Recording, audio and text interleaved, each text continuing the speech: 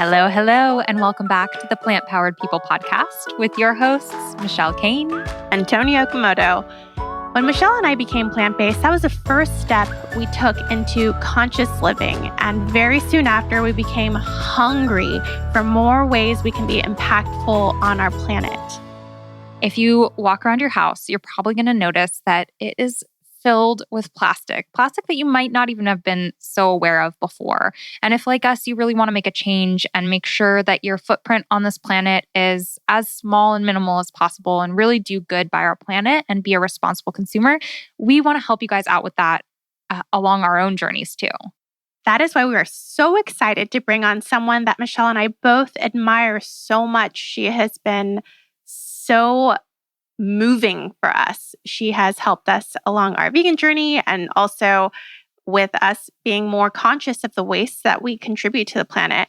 And today she's going to be talking about some simple ways that you can make changes in your own life. So I hope you enjoy this as much as we do. We really, really, really, really love this episode. Welcome, Colleen Patrick-Goudreau. Hi, Colleen. Welcome to the show. Thanks for being here. Thanks for being here. I'm used to telling people that I'm grateful to them for being with me. Yeah. So if you haven't listened to Colleen's show, she will talk about that later in the podcast. But yeah, I am so honored that she is on our show because she has inspired me so much. Her cookbook, The Joy of Vegan Baking, is one of my favorite cookbooks ever. And I have spent, months of my life living at her home, learning about zero waste just through house sitting for her. And so I am just so inspired, and I know that our listeners will be inspired as well. Yeah, Colleen, it is a special moment to have you here because I know you've played a big role for both Toni and myself along our vegan journeys in general. Like, I think you were one of both of our first cookbooks, like a decade ago. And so, yeah, it's really special to have you on here today. I love it. Well, you inspire me, and I'm so excited about everything you're doing. So it's an honor to be here with your audience and to be here talking about something that I feel really excited about and something that I think excites people because there's, I often talk about and people get overwhelmed. There's so much to do, but that's the good thing. There's so much to do. Like there are so many things we can do to make this world a better place. And how exciting is that? So I love talking about all the things we can do to manifest our values and things we care about. Yeah, that's one of the things I love is you just like lead by example in so many different ways. And so let's like rewind for anyone listening who may not be familiar with you and what you do. Can you tell us a little bit about that and how you kind of found your way to stepping on a journey of lower waste or zero waste living? Well, yes, I can tell you. So all of this is a journey, right? I mean, that is, I think, the whole point. And it never stops until we die. I mean, like this is about doing the best we can. And so, I don't know, 25 some years ago, more than that, probably picked up a book called Diet for Numerica, realized what I was contributing to consuming meat, dairy, and eggs, started on the journey to not want to do that, stopped eating land animals, eventually kept reading more, stopped eating, anything that came out of or off of an animal, quote unquote, became vegan. And then just the whole time on this journey, it's just been about being conscious, being mindful, wanting to do the best I can. And that's really the message that I convey about veganism. Period, is just that it's about doing the best we can. Don't do nothing because you can't do everything. Do something, anything. And so I've been a vegan advocate, animal advocate for 25 years. And that's my primary message. And so, so kind of, being on this journey called life, made improvements in other areas of my life, realized that I was contributing to, waste and just unnecessary consumption and harm because animals are affected by our waste stream. And we can talk about that. And so, over the years, it's really funny because we can very easily rest on what we think is enough. And I did pretty well. I talk about the fact that, I composted, we drove a Prius. We only have one car. We pretty much walk everywhere. But when we do drive, we have, at least we have a Prius. We gray watered our house, meaning that all of the showers and bathroom sinks go to our gardens, irrigation. We can automatically water our gardens. We're in California, which is a drought state, with our showers and sink water. We have 1,000 gallons of rainwater tanks. I brought canvas bags everywhere I went. I stopped, plastic straws and plastic bottles a few years ago. And I thought I was doing pretty well. And I was like, all right, it's pretty good, right? Not that I ever made a conscious decision to stop, but you can rest on your laurels. And I don't know what it was. Something shifted and I decided I wanted to look more into what else I could be doing. And when I did, and it's the same thing that happens when you become vegan, it shifts your perception. And I just started looking through a completely different lens and realized, oh my God, there's so much more I can do. And so that's what started me on this, very conscious journey to, become zero waste. And we can talk about that term because again, it's not about perfection.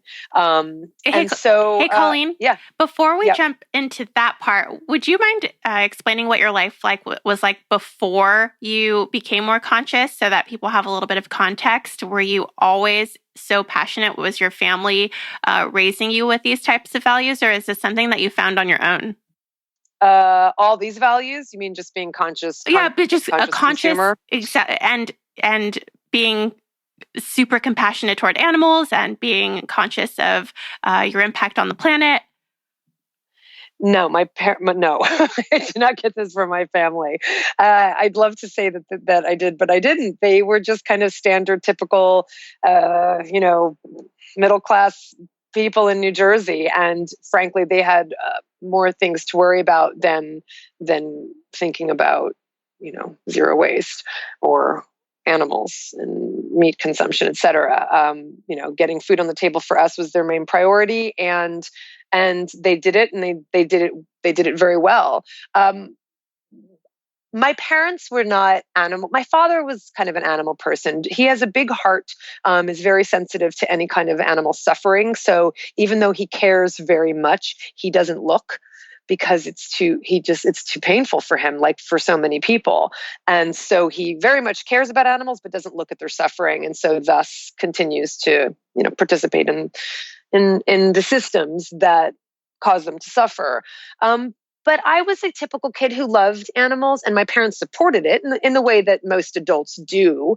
And so I'm grateful for that, but it wasn't, I don't think, atypical. I think it was a pretty typical situation. I wasn't being raised in a house that was, full of animal lovers, if you will. But I was the kid who brought stray animals home. I was the kid who got very upset. I mean, I'm still someone who's very sensitive to it. I get very upset if I see suffering and I intervene immediately. That's just my inclination. And so they supported that as far as they could. But as far as like when I stopped eating animals, when I became vegetarian, they were not happy. They felt it was an affront. It was an attack on them. They felt defensive. They tried to discourage it. And I was an adult. I mean, I was a young adult. I was 18 or 20 when I stopped eating land animals, when I became vegetarian.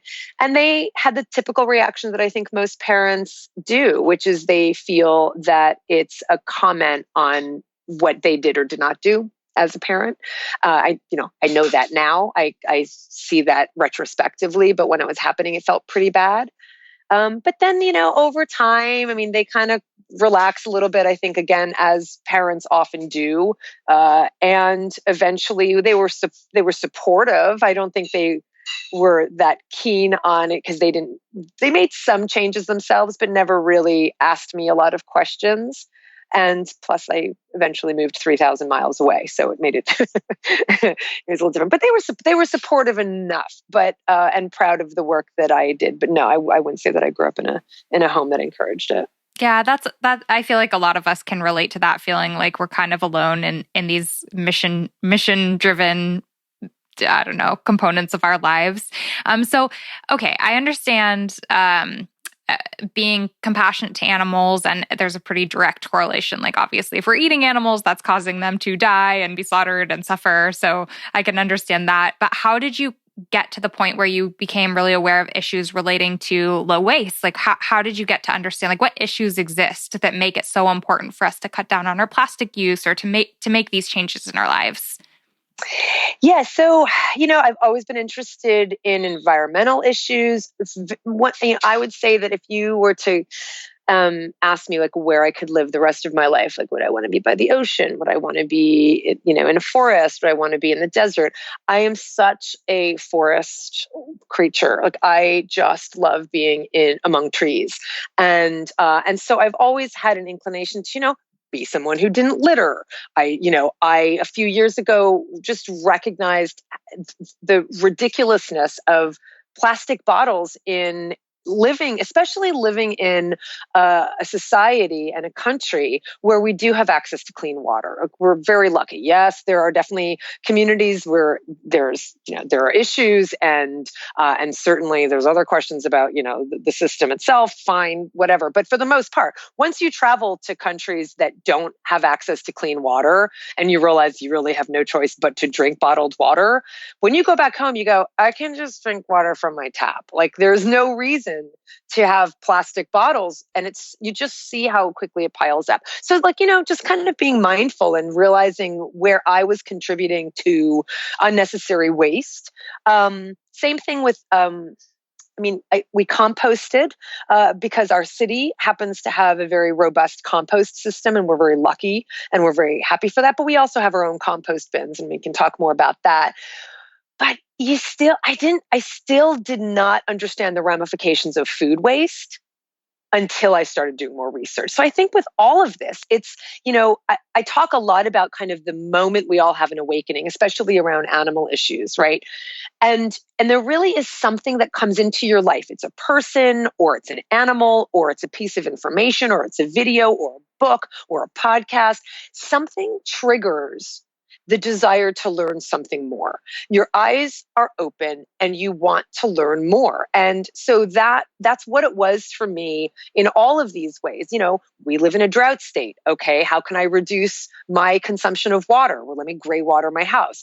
Let me get tanks so I can catch the rainwater, right? So you just ask, what is it that I'm contributing to, and what can I do? But we have to, we do have to seek it out in a way, because there's so much information coming to us from so many different places that if we're only just scrolling through, food blogs, we're not going to necessarily see. And we have to be open to reading about these things as well. We have to be proactive, finding out what's going on in our world.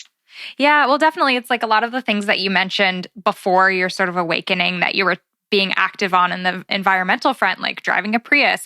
These were things that in my head were associated with being green or being eco as well, and things that, as a recent college graduate living in an apartment with very little savings, like I knew I couldn't afford a car. I lived in an apartment. I wasn't about to be able to start a compost. There were all of these things that seemed like, well, these aren't accessible. These aren't applicable to my life right now. So maybe one day I'll be able to, install solar panels if I really make it in life.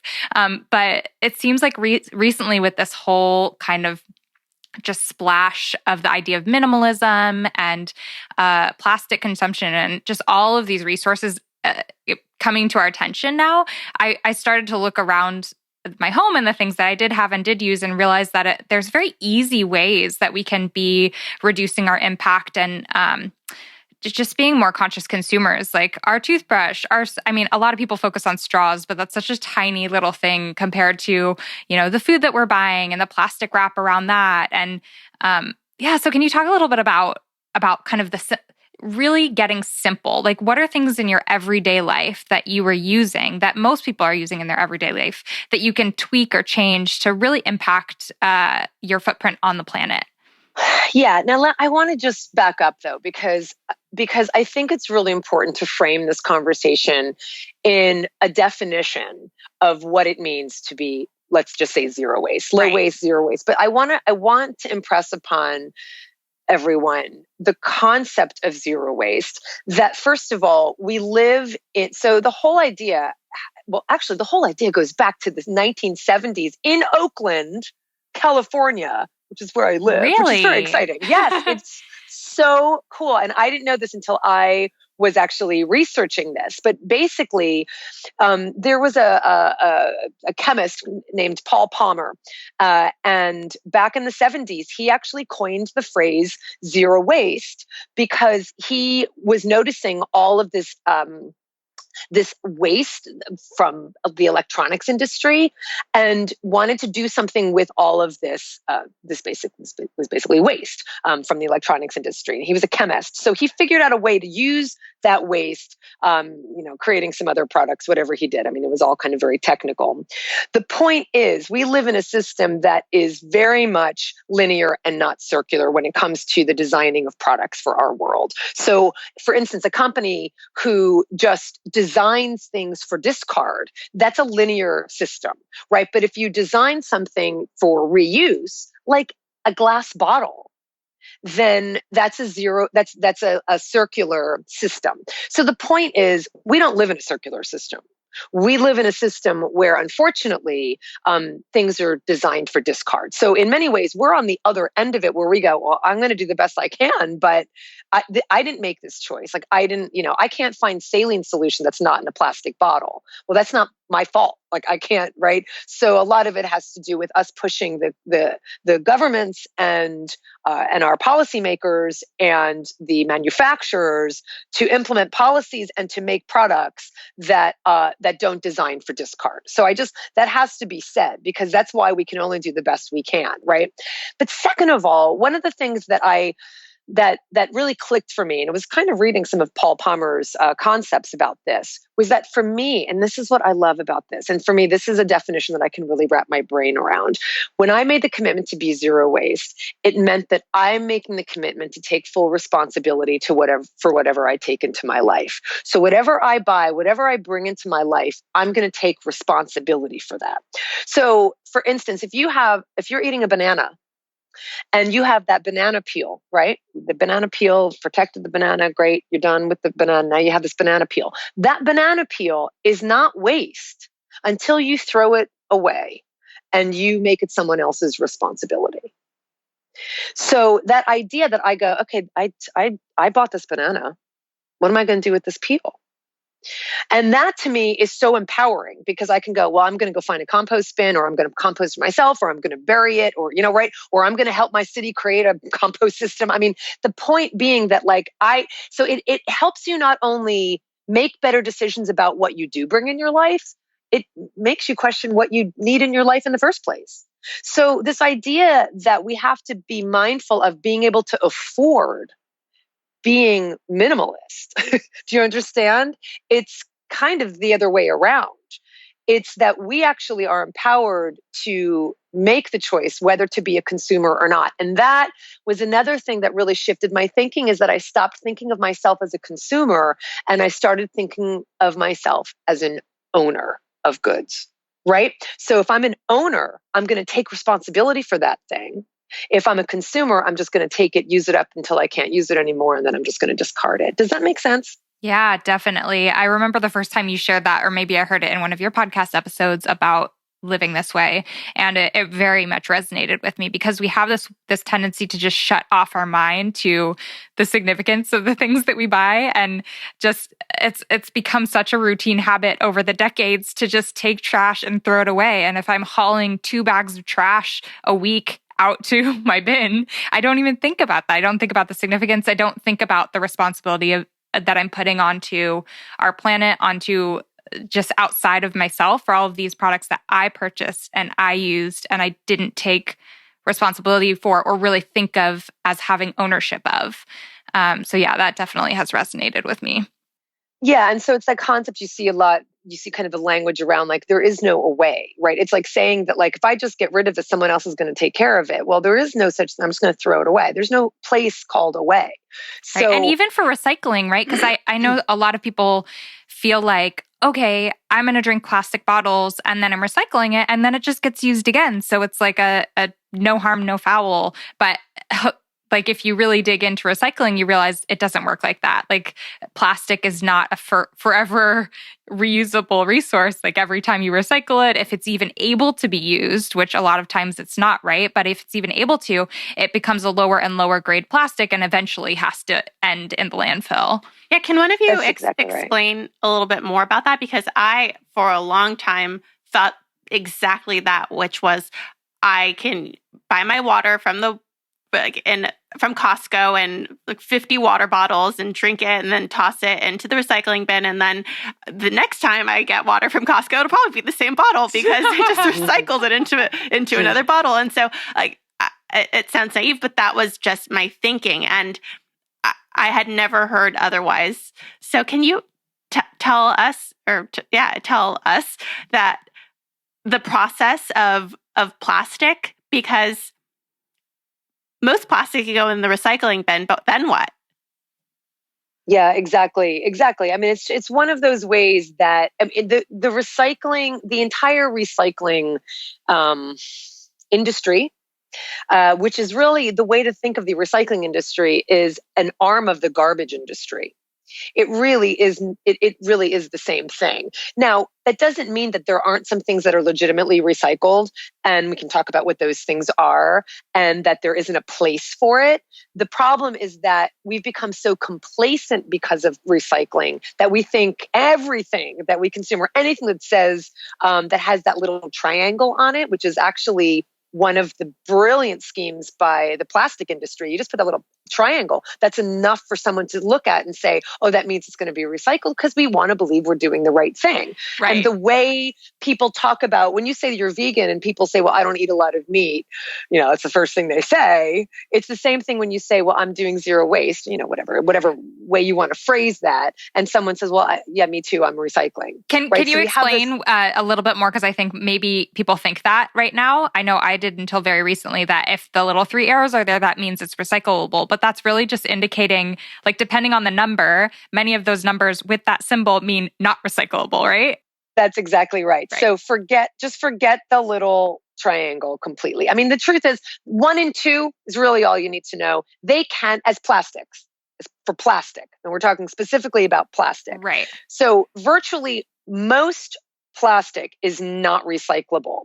And when we talk about recyclable, it's only recyclable for a couple rounds. It doesn't get perpetually recycled because what happens is it starts losing its quality. And so you can only recycle it so many times for the purpose of, say, a plastic bottle. What happens is it becomes what's called downcycling. And so eventually the quality of the plastic is so poor that it can't be used for something like, plastic water bottle for water bottles. And so it gets kind of melted into and used in something like toys or plastic benches, park benches. And then eventually nothing else can be done. It reaches the end of its life cycle, and it winds up in a landfill. So that's one of the reasons. Now, I'm going to say, like, plastic has its place. Plastic transformed the medical industry, right? I mean, it enables us to have, the kind of hygiene and sanitary products that are required for, not passing germs on in a hospital, right, and et cetera. So it's not that all plastic is evil. It's that where in our lives can we look at the thing that we're buying that's plastic and say, do I really need this? Or can I buy it in another form? Or do I need it at all? Or can I buy it in another form? So let me just finish that up by saying, yeah. Oh, I was just going to say, I think it's really important people understand the concept of recycling fully, because I think it means the difference between someone shifting to buying plastic and throwing it in the recycling bin and not. And so one other kind of element to that I think a lot of people don't consider is, even if it could be fully recycled every time, which, as you mentioned, it can't, it takes a tremendous amount of resources to recycle. Like, we're talking like transportation, being picked up a lot of times, to take a plastic and make it into something else is taking a lot of resources. And so if we have the option of just not using that plastic bottle and not putting it in the recycling bin, you're just saving so much waste in many ways. No, there's so much to say about plastic. I mean, besides the fact of what it's like to discard it, it's what it's like to produce it. And of course, there's, it's toxic to produce. It's very resource intensive. It's a petroleum product. It's an oil-based product. So again, when we're talking about recycling plastic, let's talk about single-use plastic. I think, even though there's single-use plastic in the medical industry, for instance, let's talk about, single-use plastic. Or, so many times you see someone, right? We just drink a bottle and then we throw that thing away. Like that idea of this discard mentality is what's contributing to all of these resources being used to both create these things, but also to then discard them, as you said. But more than that, so the business of garbage is a big business. It's a massive multi-billion-dollar business. And so one of the things that we've been doing for a long time has been selling our waste, specifically plastic waste, to China, to other countries, to low-income countries, to developing countries, where we basically say, take our junk, take our waste, and then people over in these countries are paid not even a living wage to sift through our garbage to find anything that could potentially be recycled. And they're not using sophisticated plants where someone's making sure that there aren't toxins coming out of these products. They're recycling them in very crude ways, melting them with, literally open fire. So they're inhaling these toxins. So what we do is basically pass off our garbage to someone else. Now, China has recently said no more. They're not allowing it anymore. They're not taking our garbage anymore. So this is leaving municipalities and manufacturers scrambling, because it's going to mean that we're going to have all this waste to deal with, which we should take responsibility for our waste in the first place. But more than that, it means that we all have to now really look. Can you imagine what our backyards would look like if we had to take full responsibility for the things we buy? Can you imagine? No. Colleen, as I mentioned before we started recording, a lot of people are very new to conscious living and are maybe just hearing about this concept in this episode. Can you give some examples of how, when you started adopting more zero waste practices, where you started? And let's start with the kitchen, because I think a lot of people are here for food reasons. Where did you start in the kitchen lowering your waste? So in the kitchen, the first place I started, and this is really, I think, really key, and it's really hard to hear, is with food. And not everybody has a city that has a compost system. I get that. But we do need to rethink the amount of food we waste, which starts with thinking about the amount of food we buy. So when you consider that of the food Americans purchase, 40% is thrown away in the home. That's painful. That is painful to hear. And I'm guilty of it. Toni used to come to my house because I was so guilty of food waste. And anytime I had produce, it would be getting soggy, and then I'd be like, oh, I can't eat it. And Toni would come and rescue my food. She'd be at my house every week being like, we can use this, Michelle, or I'll take this home and use it as she would soup. Want to toss, now I'm better. When carrots get a little bit flimsy, yeah, she would want to toss them. I'm like, nope, we could use this. Yeah, she would rescue it. And one of the things that I thought was so humorous, but also brilliant that other people can apply, is those who can't have a compost in their home, or perhaps live in an apartment, or in Sacramento, we don't have a compost system for residents.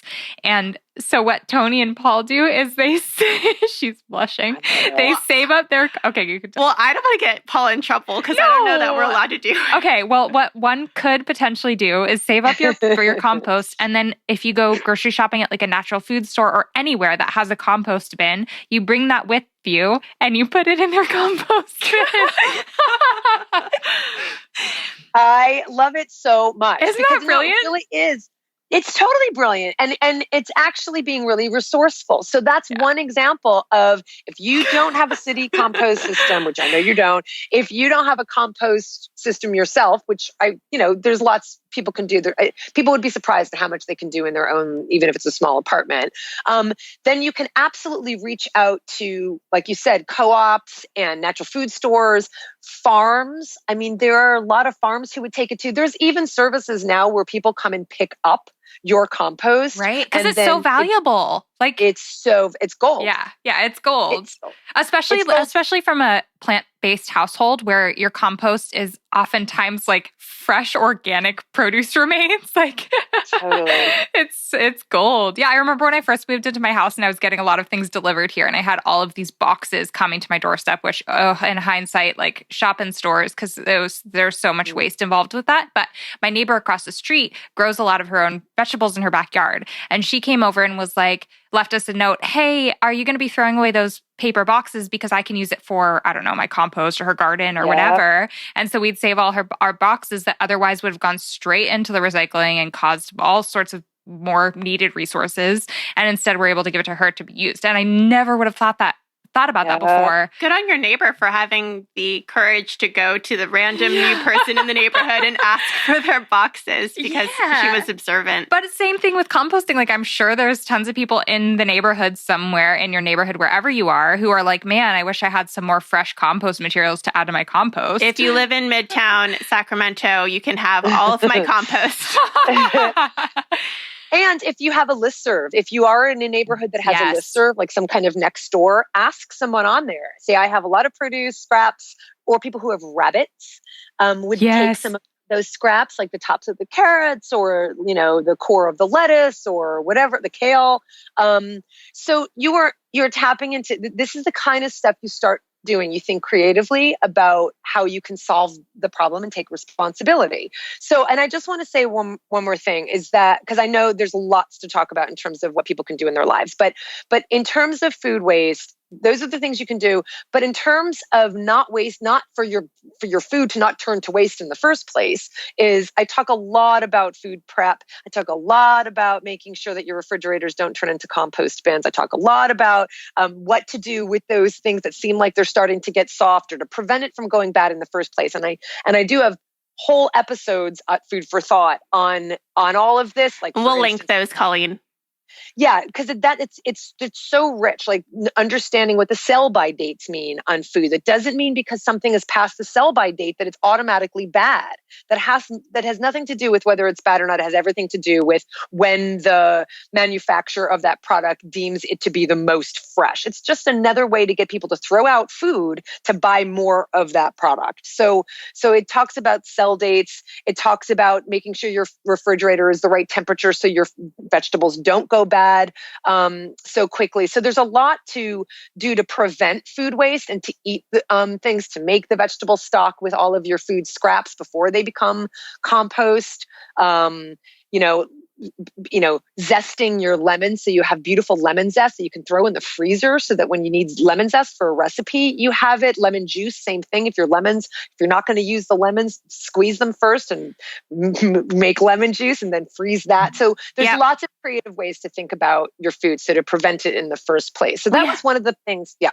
Oh, sorry. I was going to say, we have so many citrus trees here in Sacramento. So many. And I see fruit all over the ground.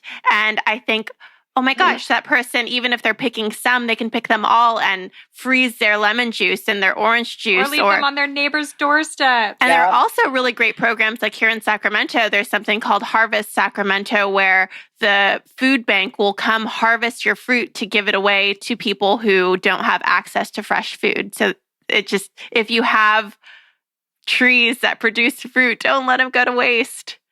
Exactly. That's another example of food loss. That's kind of on the other end of it, the front end of it, which is called food loss. And there are a lot of organizations.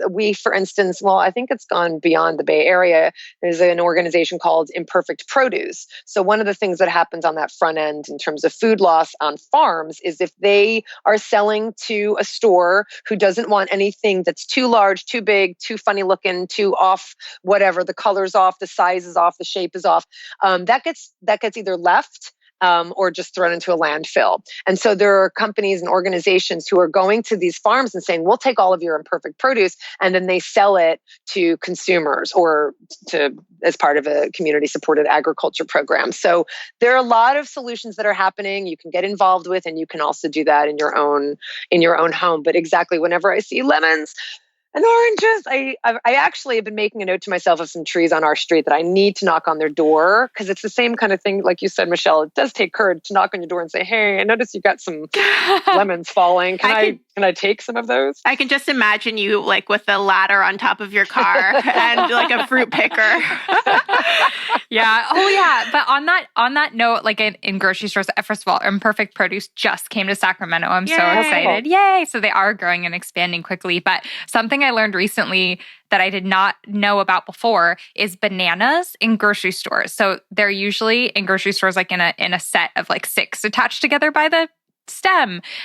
But grocery stores end up throwing away most of the single bananas. How someone will just like come and peel off the number that they want and leave the like lone bananas behind. And so now there's this whole movement to like, when you're at the grocery store, rescue this lone single bananas so they don't get wasted, because it's harder for the supermarkets to sell them. And so now every time I go to the grocery store, and Dan even does this too, my husband will like pick out all of the individual bananas rather than getting a bunch of 6 clumped together. And I was really inspired to do that because I went to grocery outlet and I saw that they had bananas in a plastic wrapped the 6 of them. And I posted that picture on Facebook, and a bunch of people were commenting, "What the heck? Like bananas are made by nature to have their own peels, so we don't need these plastic things." And people from the farmer perspective were saying, well, they just don't get sold. People don't buy them once they've been separated. And so this is kind of needed in order to sell to sell them all.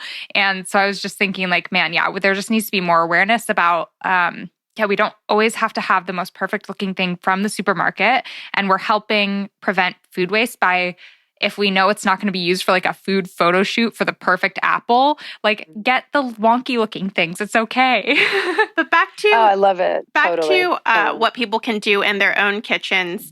What are your other suggestions?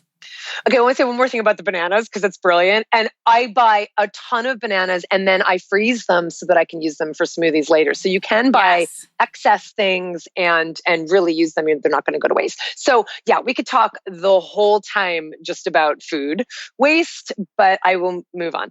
So other things in the kitchen. Well, I am someone who advocates cooking, obviously. Not obviously, but I am someone who advocates people spending a little more time than, say, 5 minutes in the kitchen. So really encouraging people to do some cooking. And one example of that is making your own plant-based milks. So I used to make almond milk, very easy to do. You need a blender, you need some almonds, and you need water. So really easy to do. Almonds are expensive. So I actually got a soy milk maker on eBay, and it has, I hate that it changed my life, but it really did. Like I love making soy milk so much. It is so much less expensive than almond milk.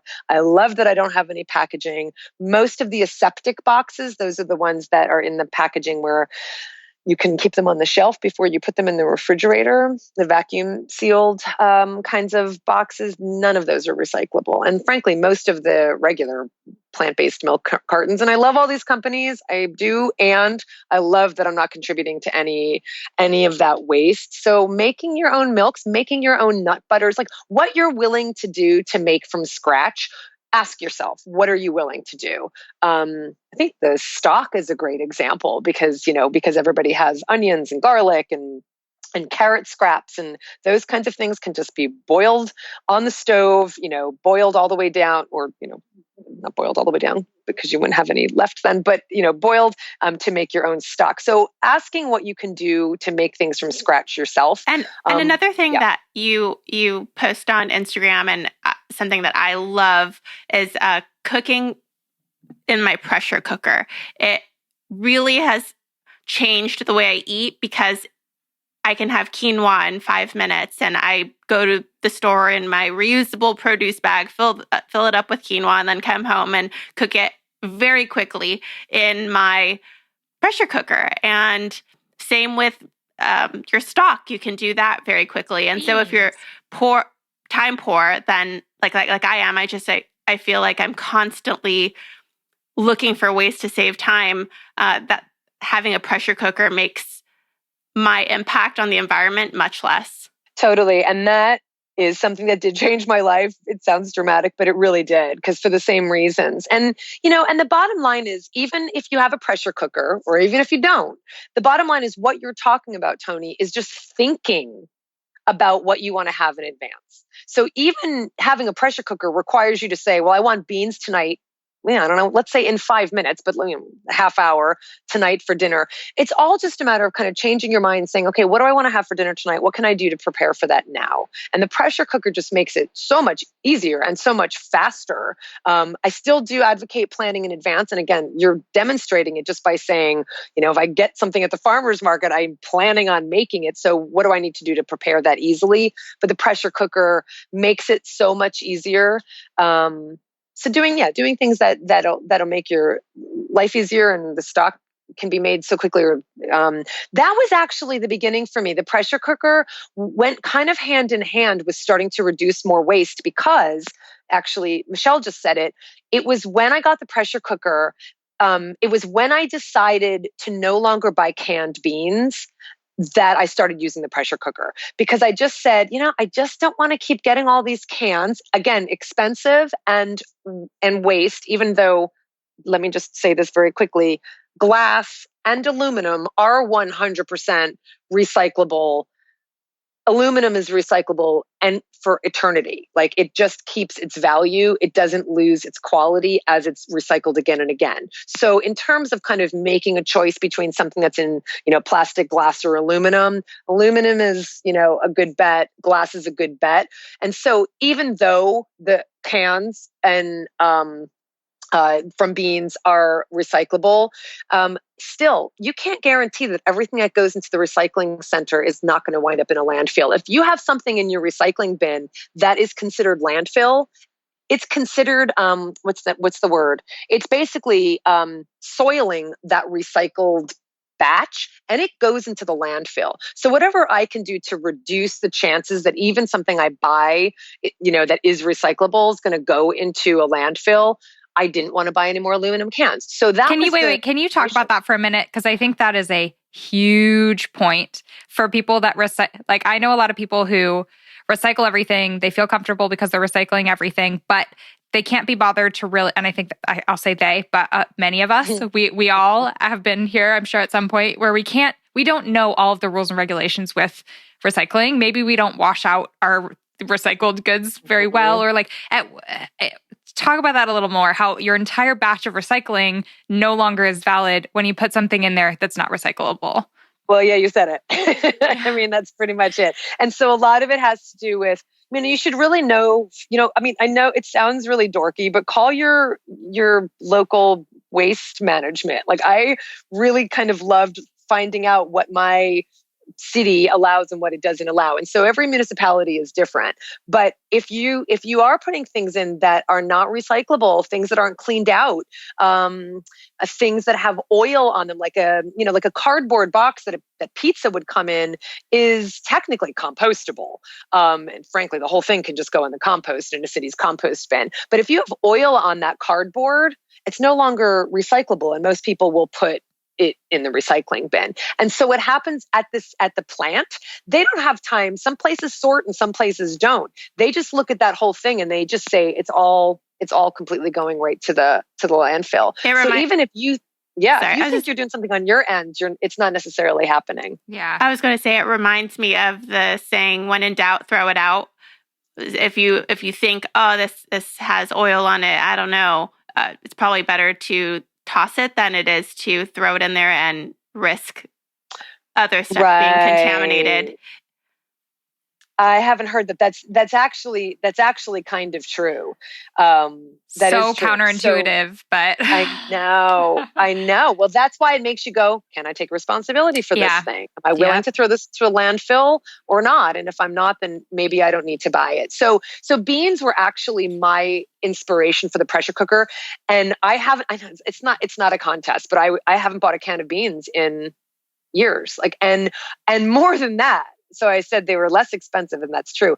They taste better than any canned bean I've ever had in my life, ever had in my life. So that's another way in the kitchen, something you can do. And then, you touched on it earlier, Toni. I think a real starting point for a lot of people, and it's totally valid, is, plastic bags. I mean, we have not, getting just some canvas bags. If you need any, I'm happy to send you some because I have 300. Like, we just have so many canvas bags. And what I do now, because we have more than we need, I bring them to the grocery store with me. And if there's someone who's next to me who doesn't have a canvas bag and they are going to get a plastic bag, I will give them the canvas bag. That is I have so excess sweet. bags. I know, I love it because it just enables them to not take the plastic bag. But and they're probably so happy. They're probably like, oh my, like we get bags all the time at all the events that we go to and everything. Yeah. But someone's like, oh my God, a bag. They are happy. I did it once at a bar. I had an extra metal straw and the woman was like thrilled. And I even had a cleaner, like a straw cleaner. So that kind of stuff is really inspiring, and it inspires other people when they see you doing it. So you having canvas bags, obviously for the grocery store, it's just a matter of getting into the habit. Keep them at the front door or in your car. It's just a habit. Get into the habit of when you've dumped all of your groceries from the canvas bags in your kitchen, take the empties, put them right by the front door where your keys are, and you just get into the habit. I am one of those people who, if I for some reason forget or I'm just out and about and I need something, I will suffer to not get a bag. I am one of those people who are like, no, I'm good. They're like, really? Because you don't look like you're very comfortable. You can't carry anymore. I'm good. I'm fine. I've started doing that. It's like, I feel like I need to penalize myself when I forget bags or I'm never going to learn. And so recently I've been doing that. And I usually have like a backpack that I'll shove stuff in, but I will be the awkward person, like having jangling cans filled up in my arms, trying to make my way to the car. And I open the door and they just start spilling out of my arms into the car. And I'm like, well, next time I'm going to remember that bag. I know. Exactly. It works. It definitely incentivizes you. Canvas bags, but also I know this was something that you did, Toni, recently, talk about the bags for the produce bags. I mean, that makes a real big difference, or the bags that you can use for bulk bins to fill up grain and rice and beans in the reusable bags. I hadn't shopped from bulk bins until just a few years ago. It was kind of like that was kind of the step in the door that made me just so much more conscious about everything that I bought. But getting just reusable mason jars that I can fill up with my grains and my beans and my lentils and my quinoa and all the things that I cook with, and then having no plastic ever enter the situation because I'm going directly from the bulk bins into my canvas bags into the mason jars has been so rewarding. And now I open up my cabinets in my pantry and it makes me so happy. Colleen, something that Michelle and I talk about on the podcast and on both of our brands in general is, and something that you also talk about, is imperfection. So we've spent a lot of time giving people many ways to get started on this journey, and you are the expert. It sounds like you've just lived your whole life and changed your whole life to be as conscious as possible. But are there any ways that you do sometimes you can't make it work? Of course. And, I'll kind of draw the line. Someone said to me once, do you find it challenging? And I said, I really treat it like a game. I enjoy it. And that means that I'm going to be imperfect. I mean, it really isn't about brownie points. It's about doing the best we can. So there are a couple things. Well, I said that I can't find saline solution, for instance, in a non-plastic bottle. But I have a couple hair products that I have not been able to replace in like a glass or aluminum, obviously, bottle. And so for right now, I do get them. They are recyclable. They are they're one digit. So I do know they can be, but there are things that I can't, or I'm not willing to give up at this point, that it's not about being perfect. But, again, because there are so many things we can do, that's what's so exciting. Like, there are so many ways in your own life that you can say, I'm not going to get plastic straws, not going to use plastic produce bags. I'm going to start reducing my use of single-use plastic, like water or like things that I don't need. I'm going to start considering what I do buy. Do I need this in my life? What can I get repaired as opposed to just throwing it out and replacing it? What can I donate? What can I buy at a Goodwill shop? I mean, there are so many ways that we can actually have a positive impact, that if you make your goal perfection, you're going to fail. But if you make your goal, doing the best we can, then you can't but succeed.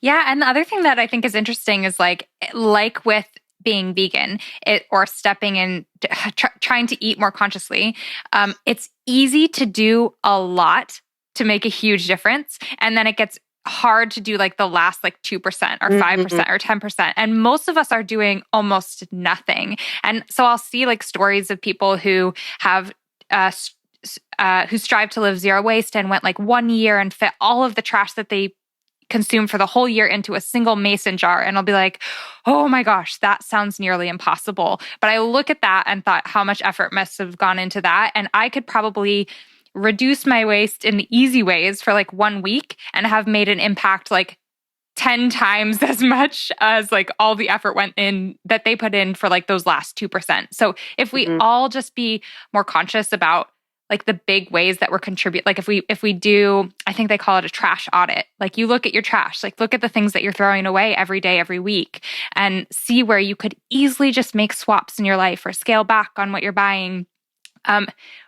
Like if we all just made those bigger changes, we could make such a massive impact. And it doesn't require all of us or a few of us striving for perfection. It's better for us all to take like these basic steps. I love that. And I think that's so important to but it does require, so here's the thing too, it's not going to change the world. Our like level of purity and perfection, it's not going to change. Like a few people trying to be perfect, it's not going to change the world. But a number of people doing something, but it's not just what we do as individuals. We really do have to change policy. And that means we have to get involved politically. And you and I have talked about this a number of times. It's something that I feel very strongly about, getting involved with your city council. There's a lot of work to be done in terms of, making it so we can call them bans, but there's a lot of cities who are now, like Oakland just passed, it's not a straw ban because the plastic industries and the straw industries, like they'll come after you right away with litigation, and then you're just you're just completely overwhelmed by that, and then it gets overturned. So they're not bans, but they're basically saying to restaurants that it's illegal to automatically by default give customers a straw. But so by default, don't give them a straw. And then if someone asks for one, you give it to them. So the straw industry can't say that you're banning the product because the product's still there if someone asks for it. So those are the kinds of things you can just replicate what another city is doing, work with your city council. Obviously, there's been a lot around the state of California trying to ban plastic bags, these single-use plastic bags, which are a big, huge problem in landfills. So there's a lot, again, you can do to scale what you do as an individual so that it gets passed as a policy. And then you can also pressure manufacturers. And we are seeing a lot of manufacturers who are now, and restaurants and fast food places and grocery stores who are now on their own, because it's also good for business, passing their own policies that say, I mean, what is it? It was Unilever who just said they're not using, I mean, I have to go look at the details of it, but they're literally going to have like vegan ice cream in reusable tins. Wow. Oh yeah, I saw that. That's awesome. It's massive. That's so cool. Don't think, so you as an individual, we can do a lot as an individual, but it's not enough. Yeah. We have to change policy, and we have to change the design in the first place to come back full circle to what we started with. Right.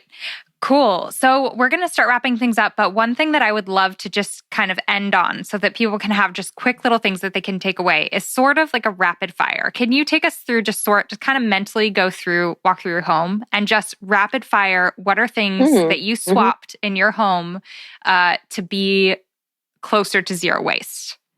So having a stainless steel water bottle, carrying that wherever you go. I also take a tea thermos with me wherever I go because I'm a tea drinker. My husband used to go to a cafe. And of course, even if you're there to sit at the cafe. They often give you a to-go cup. So he has his own cup that he goes to. It's a wonderful cup. You can find coffee cups online, and he goes to the cafe now. He gets his coffee filled up there. Getting canvas bags, bring them with you to the store, getting some jars and some sacks, some bags. I have them on my website as well, where you can go and fill up bulk bins and produce in these bags.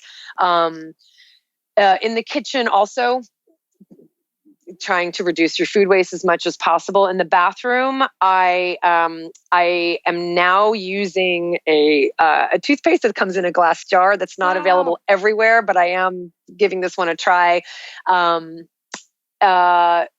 Also, I use Plain Products, which is a shampoo and conditioner that's a brilliant model where you basically get the shampoo, conditioner, there's body lotion, there's face lotion, there's face wash in reusable stainless steel bottles. And when you order them, you get a return label. So you put them back in the box that they came in with the return label. It's all part of the price, and you send them back. So looking for ways for shampoo and conditioner, or people use shampoo bars and conditioner bars. And of course, using body bars, like soap bars, which we used to use instead of plastic, is another way you can do that in the bathroom.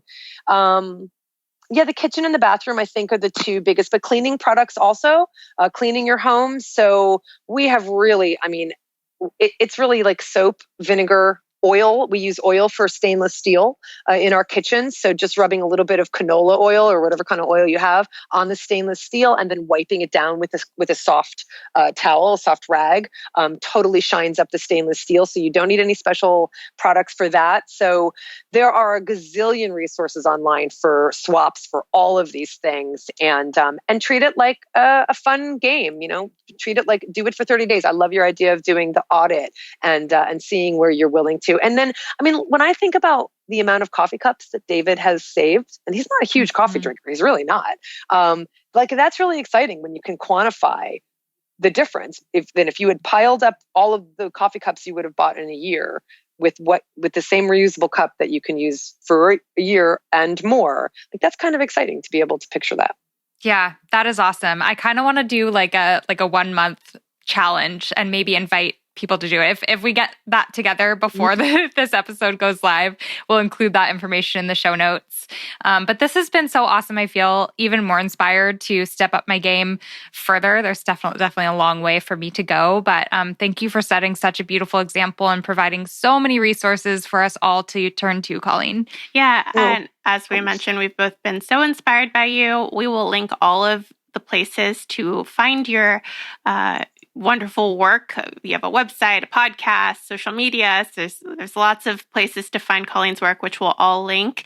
And I would love to bring you on the show again sometime, because you have so many things that you talk about, which are exactly what we want on this podcast. So thanks again for coming. I love it. You too. Keep up the amazing work. And thank you so much for having me on. Thanks, Colleen. Bye. That was awesome. I feel more inspired than ever, and I feel equipped to start looking into more things that I already want to change in my daily habits. Yeah, I know that we both have put together some resources, and we're going to include all of those in the show notes. I have a list of easy ways you can make swaps in the kitchen, and Michelle has an overall eco-friendly guide. And again, we're going to put those at Plant-Powered People. PlantPoweredPodcast.com. That actually, Plant-Powered People is our Patreon, which you should also go check out. If you want to support us. That is how we fund this podcast. Right now, we mostly pay out of our own pocket. Other than the $5 a month we have from Patreon. Which we are so grateful for those $5. So thank you very much to our patrons. At patreon.com/plantpoweredpeople. That's where you can find us and help support this podcast. Yes, thank you so much. I actually watched a documentary recently. I meant to watch a film about water quality that Toni had recommended, and accidentally pressed play on this other documentary that was about plastics. And in it was showing fish from the ocean and birds from the sky. And basically scientists would open them up after they had passed. And in almost 100% of them, plastic was flowing out of them, whether it was microplastics, just things that got in full-on chunks of plastics that they ate. It's just plastics have entered every part of our ecosystem, including the bodies of almost all the fish and birds. on our planet. And it broke my heart to see, and it just made me extra passionate to record this episode and hopefully help you guys, but also to be more conscious myself and my own actions and make sure that I'm living in a way that that I want to protect our planet. Yeah, that is extra depressing, Michelle. But I'm grateful to Colleen for coming on and explaining easy ways that we can make changes so that doesn't happen anymore. Yes, it doesn't have to be hard. We don't have to be perfect, but small, simple steps that we can take. You can find those at the resources at plantpoweredpodcast.com. Thanks so much for listening, and we'll see you in the next episode. Bye.